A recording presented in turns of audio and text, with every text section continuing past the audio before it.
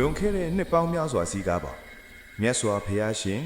တမ္မာတန်ဗုဒ္ဓအဖြစ်သို့ရောက်ရှိတော်မူပြီးစာထူးခြားလာတဲ့သမိုင်းဝင်ဖြစ်ရပ်တစ်ခုပေါ်ပေါက်ခဲ့ပါတယ် တဖုဒ္ဒနဲ့ဗလီကဆိုတဲ့ဂုံတဲ့ညီနောင်နှစ်ဦးဟာ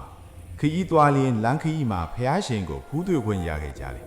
သူတို့ဟာကြီးညိုလွန်းတဲ့စိတ်နဲ့ပါလာတဲ့မုံကြွက်ကြော်တွေပြားမုံထုတ်တွေကိုစက်ကပ်လူတန်းခဲ့ကြပါတယ်ဒါဟာဖျားရှင်အတွက်ပထမဆုံးသောစွန့်အလူဖြစ်ခဲ့တာပေါ့ ထိုအချိန်မှာတန်ခါယတနာမပေါ်ထွန်းသေးတာမို့ကုံတဲ့နီနောင်တို့ဟာဗုဒ္ဓနဲ့ဓမ္မယတနာနှစ်ပါးကိုပဲစီးကပ်ခွင့်ရခဲ့ကြတယ်ဒါကြောင့်သူတို့ကိုတမိုင်းမှာဒွေဝါစီကတရဏဂုံတီးသူတွေလို့ထူးခြားစွာမှတ်တမ်းတင်ခဲ့ကြတာပါ ပထမဆုံးဆုံးကရသူတွေနဲ့ပထမဆုံးတရဏဂုံတီးသူတွေအဖြစ်ဘုဒ္ဓဝင်သမိုင်းမှာသူတို့ရဲ့ကုသိုလ်ဟာအမြဲတမ်းတောက်ပနေတော်မှာဖြစ်ပါသည်